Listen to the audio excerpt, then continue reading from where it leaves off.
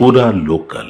నమస్తే, welcome to పురలోకల్. ప్రస్తుతం మనం గాంధీ భవన్ లో TPCC general secretary Prithvi Chaudhary గారితో ఉన్నాము. టీపీసీసీ కార్యవర్గ సమావేశం జరిగింది. ఏం నిర్ణయించుకున్నారు అంటే పార్టీ కోసం కష్టపడ్డ వాళ్ళకే డీసీసీ అధ్యక్ష పదవులు దక్కాయి అనుకుంటున్నారా? జిల్లా అధ్యక్ష పదవులు ముఖ్యంగా ఈ రోజు ఏంటంటే నూతనంగా ఎన్నుకోబడిన డీసీసీ అధ్యక్షులందరినీ కూడా పిలవడం జరిగింది. ఎప్పుడు మీరు చూస్తే చరిత్రలో ఎప్పుడు లేని విధంగా అన్ని సామాజిక వర్గాలను అన్ని వర్గాలను కూడా కలుపుకుంటూ ఈ రోజు డీసీసీ కమిటీ వేయడం జరిగింది.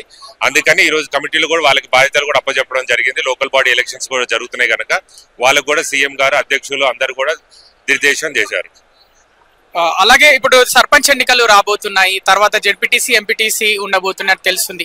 మరి ఏ విధంగా ఉండబోతుంది? ఏం చెప్పారు సీఎం డీసీసీ అధ్యక్షులకి? డీసీసీలకి ఒకటే మార్గనిర్దేశం చేశారు. అందరు కూడా గ్రౌండ్ లో ఉండాలి, కార్యకర్తల్ని అందుబాటులో ఉండి పార్టీని గెలిపించుకోవాల్సిందిగా బాధ్యతలు అప్పచెప్పడం జరిగింది. మేము కూడా ఒకటే చెప్తున్నాం, పార్టీ కూడా అన్ని విధాలుగా కూడా సహకరిస్తుంది. ఈ రోజు మీరు చూస్తుంటే ఒక సంక్షేమం కానీ అభివృద్ధి పనులు కానీ అన్ని కూడా రెండు కళ్ళుగా మేము ఈ రోజు చేస్తున్నాం. కాబట్టి ప్రజలు మా సైడ్ ఉన్నారు. లోకల్ బాడీ ఎలక్షన్ లో పూర్తి మ్యాండేట్ మాకే వస్తుందని చెప్పి విశ్వసిస్తున్నాం. ఖైరతాబాద్ ఉప ఎన్నిక వస్తుంది అంటారా? అది చూడాలి. అది మన ఇప్పుడు చట్టము స్పీకర్ గారి దగ్గర ఉంది, కోర్టులో ఉంది. కాబట్టి ఇప్పుడే మనం స్పందించడం కరెక్ట్ కాదు. సరైన సమయంలో మేము స్పందించడం జరుగుతుంది. ప్రజాపాలన అని చెప్పి హిల్ట్ పాలసీ పేరుతోటి రియల్ ఎస్టేట్ పాలన చేయబోతున్నారని ప్రతిపక్షాలు అంటున్నాయి. ఏం చెప్తారు? ఇది ప్రతిపక్షాల కుట్ర. వాస్తవానికి ఏంటంటే రాష్ట్రంలో అభివృద్ధి జరగాలంటే మీరు ఒకటి చూస్తే ఓవరాల్ లోపల అంటే కోర్ అర్బన్ ఏరియాలో ఏంటంటే ఒకప్పుడు మనకి ఇండస్ట్రియల్స్ వచ్చినాయి. ఆ రోజు ఏంటంటే ఈ ఫ్యాక్టరీస్ అనేది అప్పుడు ఊరు బయట. ఈ రోజు కాలక్రమేణా 30 సంవత్సరాల అభివృద్ధిలో ఏమైందంటే ఇవన్నీ కూడా సిటీలోకి అయిపోయినాయి. ఇప్పుడు ఈ ఫ్యాక్టరీ నుంచి వచ్చే పొల్యూషన్ అంతా కూడా air pollution, soil pollution, sand pollution జరుగుతుంది. ఈ సిటీలో మనం ఏంటంటే విశ్వనగరంగా మారాలనుకుంటే ఏం చేయాలంటే ఇలాంటి పరిశ్రమలన్నీ కూడా ఓఆర్ఆర్ బయటికి తీసుకుపోవాలనేది ముఖ్యమంత్రి గారి ఆకాంక్ష. ఇందులో రియల్ ఎస్టేట్ లేదు, ఏం లేదు.